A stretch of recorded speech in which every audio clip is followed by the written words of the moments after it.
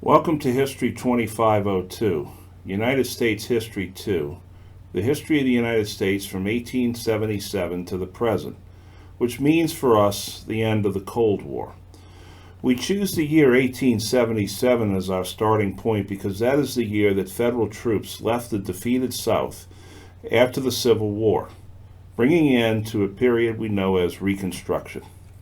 However, we are not going to begin with the year 1877, but instead start in 1865, 1866, so that we may understand what Reconstruction was and its lasting effects on the United States.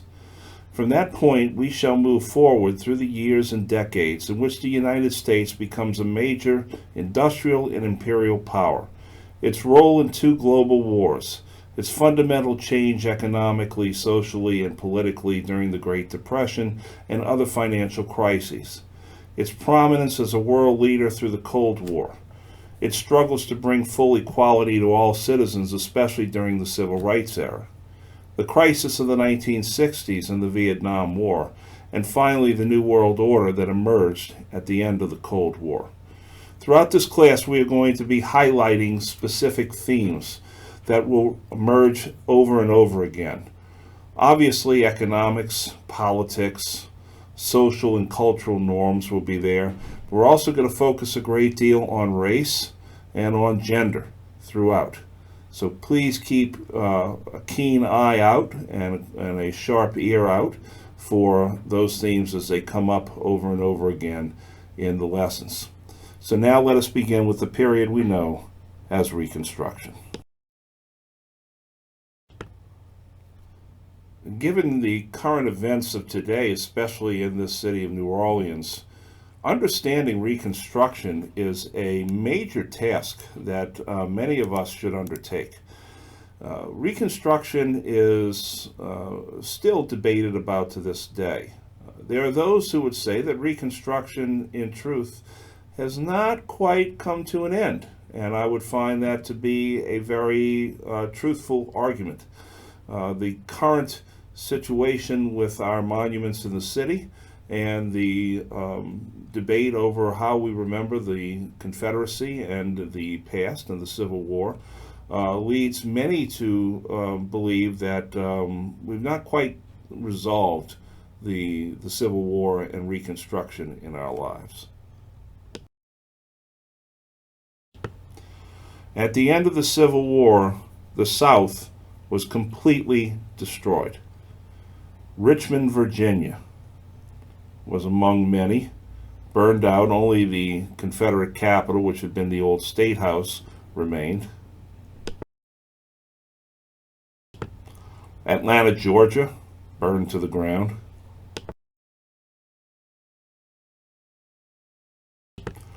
Charleston, South Carolina, and by the way, that street that you see there is the same street on which the Emmanuel African Methodist Church, or Methodist Episcopal Church, where Dylann Roof shot those poor people to death, is that very street there.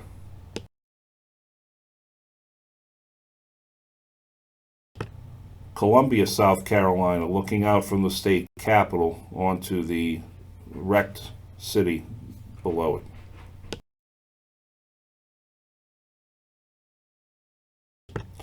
More so even than buildings, you had suddenly hundreds of thousands of individuals in the South who had once been enslaved were now free through the 13th Amendment. They were free, but they had little other than their own freedom. They had no jobs, no prospects, and the South did not quite know what to do with all these newly freed people, and the country did not know what to do with all these newly freed people.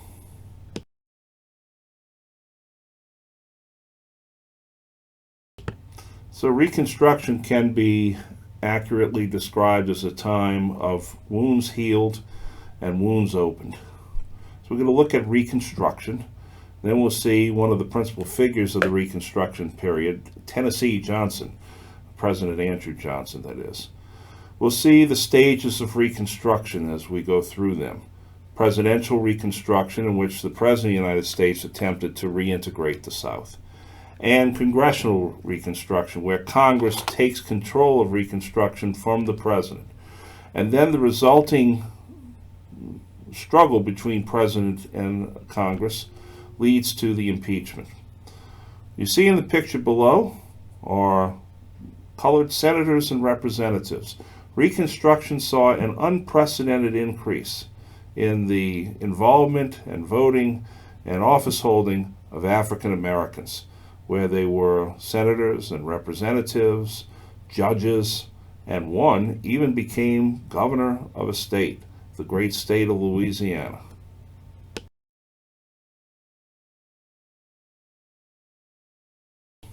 Historians regularly set Reconstruction as from 1866 until 1877. Officially, we call it the physical rebuilding of the devastated South after the Civil War, where we literally go back into the cities and start rebuilding them. We start trying to get the economy back on its feet. But there is also the social and political reintegration of the southern states. An end to secession, an end to the division in the country, an end to slavery. It also means an unprecedented increase in black political involvement, a series of new labor regulations, and new state constitutions. Now, all this sounds very good, but Reconstruction had many problems from the start. And one of the biggest problems is that the man who probably could have pulled off Reconstruction as gently as possible, while at the same time achieving what it wanted to achieve, was dead. Abraham Lincoln had been shot and killed in 1865, assassinated by John Wilkes Booth, and his leadership was sorely lacking in this. His successor, Andrew Johnson, was not the man that Abraham Lincoln was completely unwilling and unable to compromise, and in many ways wrecked Reconstruction for a time. On the other side in Congress were radical Republicans, and radical Republicans dominated Congress at this time. They enacted a Reconstruction that was very harsh and punitive and incurred a great deal of Southern resentment. And what happened as a result of this is that the South would eventually plot and plan and return to white supremacy.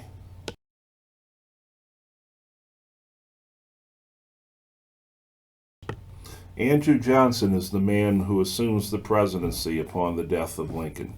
If ever a man was an accidental president, it was this man. He was really temperamentally unsuited for the office and in many ways overwhelmed by the office.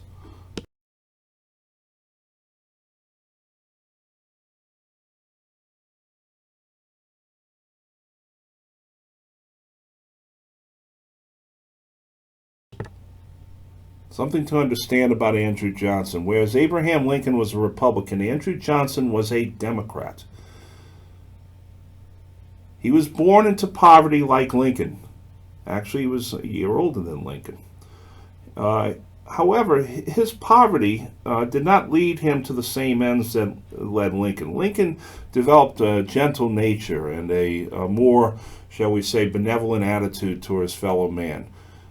Johnson's poverty made him a very, very bitter and very angry man. Johnson was a tailor by trade.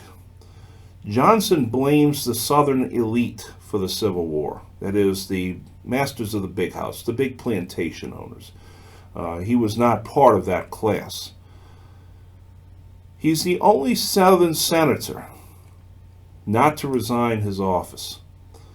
But this does not make him some egalitarian. He was extremely racist, very unwilling to compromise, and it was becoming quite evident that Andrew Johnson was attempting to build a base of support for a run for a term as president in his own right.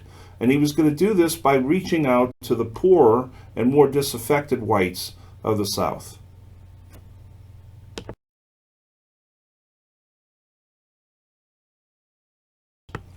Even before the assassination of Lincoln, there was a growing split in the Republican Party. Remember that when one party achieves total power and total prominence, as the Republican Party did during the Civil War, very soon it starts to show some fractures from within. Lincoln was the leader of the moderates in the Republican Party.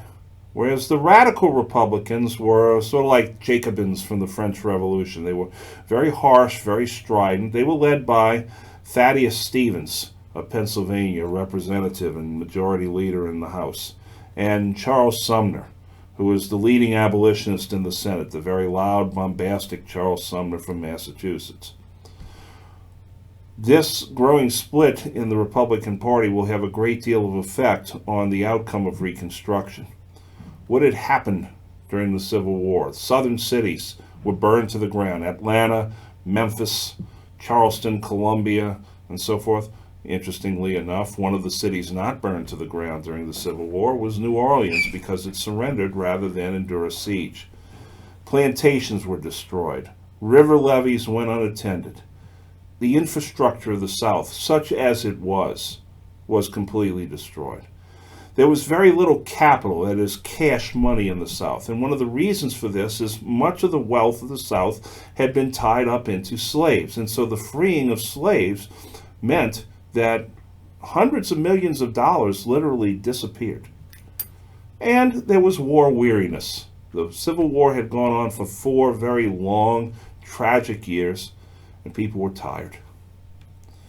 Now, when Lincoln decides to start reconstructing the southern states, you get an evidence of this in his second inaugural address, where he says, "With malice toward none and with charity toward all."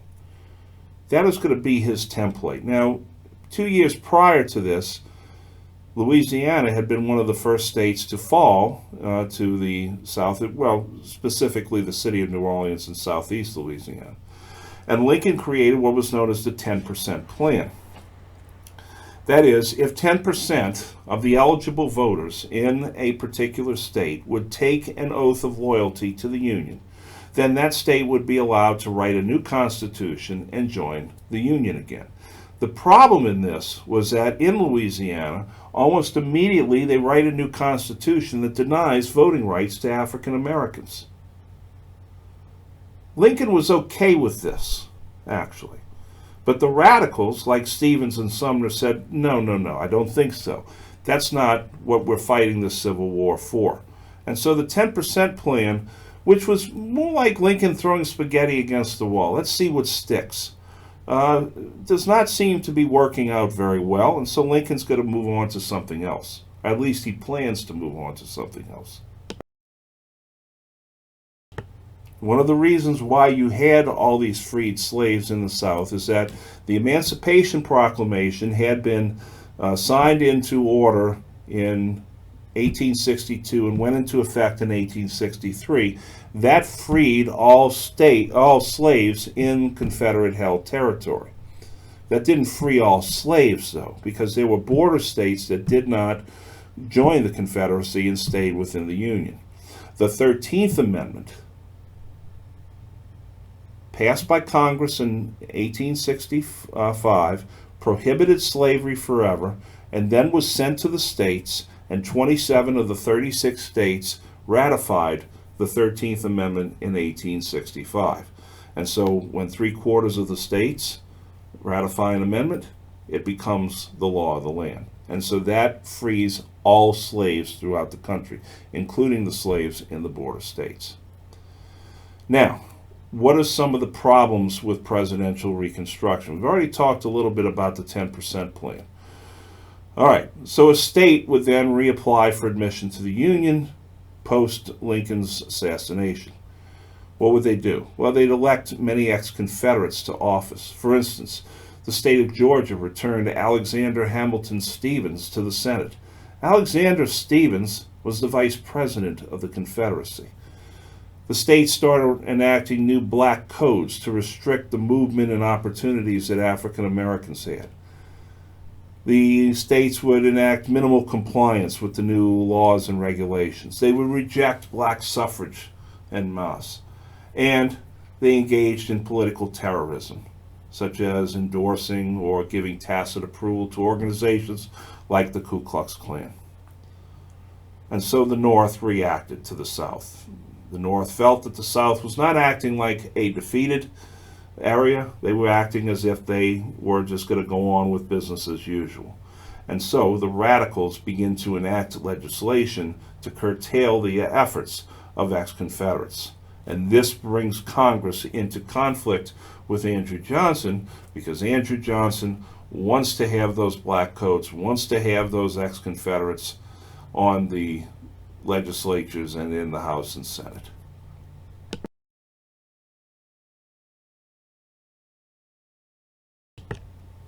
As a result of this, Congress will now take over Reconstruction. They will exert their force of will, and it's called Congressional Reconstruction, also known as Radical Reconstruction. What brings about Radical Reconstruction? Riots that take place in the cities of Memphis and New Orleans and other places in 1866 see the killing of pro-Union whites, that is, Republican whites, and African Americans. When these people are killed in the cities, the Congress, dominated by the radicals, now steps up and says, enough is enough. The South's been defeated, and now they need to learn that they have been defeated. And the riots of New Orleans and Memphis in 1866 actually bring the moderates and the radicals together.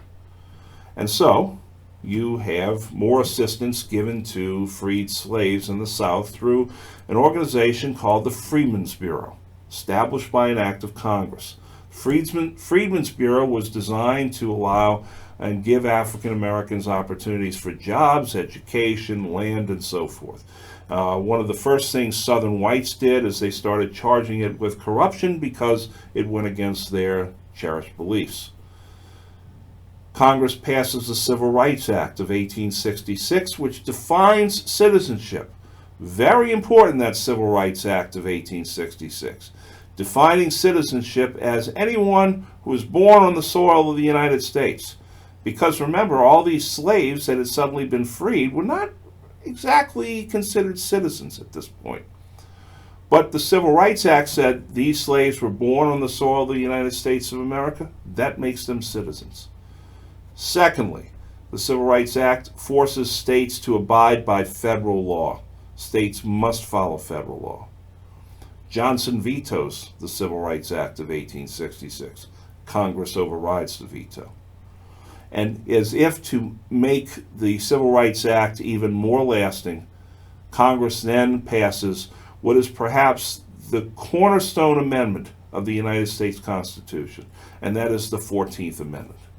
The 14th Amendment defines citizenship even more strongly. However, the 14th Amendment is rather vague on black enfranchisement, which is rather interesting. The 14th Amendment is also important because here you see the first mention of gender in the Constitution. Prior to the 14th, there was no mention of man or woman. But in the 14th Amendment, you say man. And so in some ways, the 14th Amendment expands the rights of African Americans, but specifically African American men, not women. The cornerstone of the Cornerstone Amendment, the 14th Amendment, is the final clause of the amendment, and that is due process of law, that no man shall be deprived of life, liberty, or property without due process of law. And what this means is very simple. The Bill of Rights, the first 10 amendments to the Constitution of the United States, only applied to the federal government up to this point. Now it applies to the state governments, it applies to the local governments, the county governments, the municipal governments. No person can be deprived of life, liberty, or property without due process of law. It was designed, therefore, to make sure that African Americans would be given all the benefits of the law.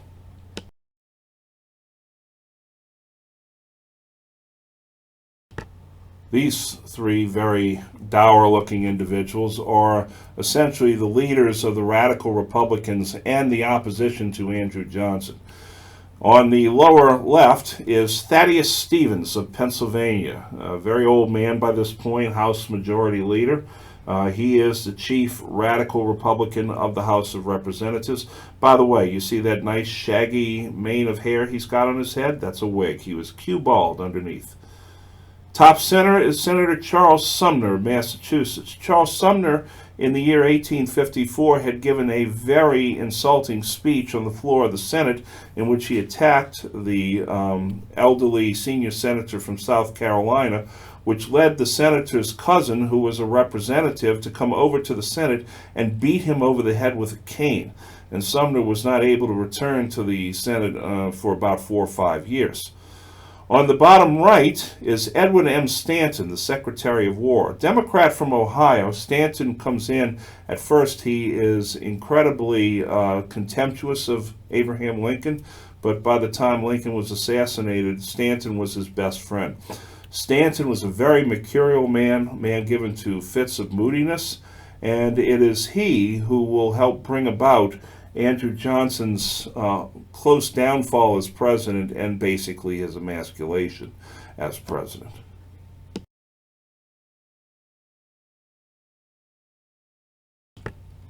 The growing conflict between Congress and the president will eventually lead to Andrew Johnson's impeachment. Congress passes the Reconstruction Acts of 1867. Johnson vetoes. Congress overrides the veto. Remember, 2/3 of both bodies, House and Senate, can override a veto. The Reconstruction Acts divide the South into 5 military districts. It requires congressional approval for new state constitutions. Therefore, if a state wanted to put a new constitution in, it had to go to Congress, and Congress had to approve it, making sure there were no black codes or restrictions of suffrage and so forth.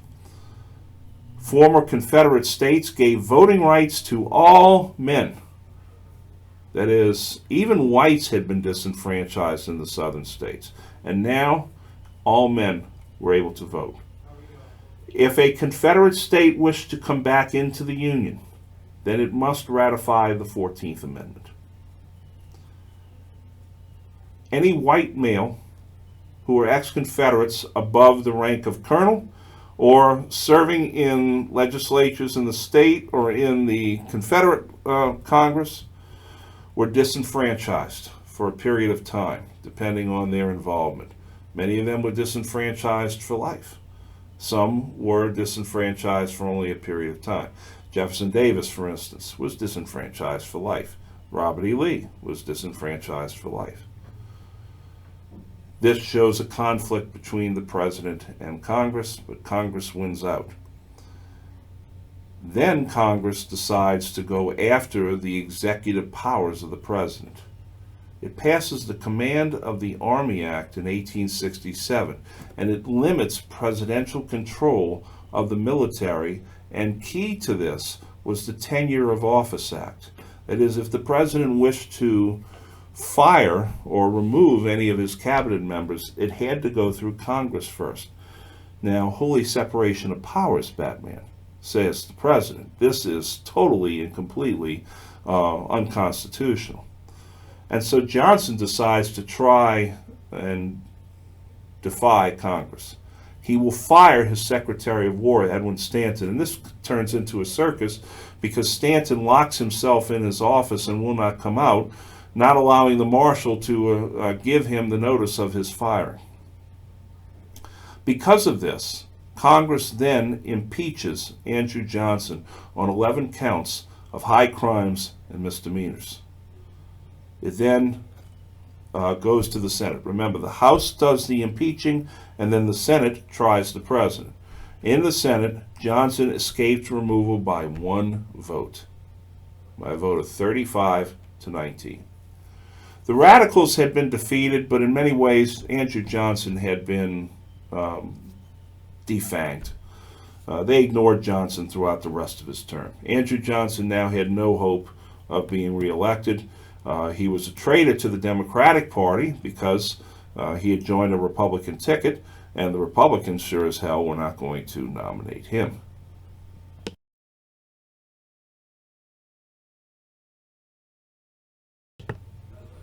This picture shows the trial of Andrew Johnson taking place on the floor of the United States Senate. And notice the packed gallery house. And so this is the first stage in Reconstruction.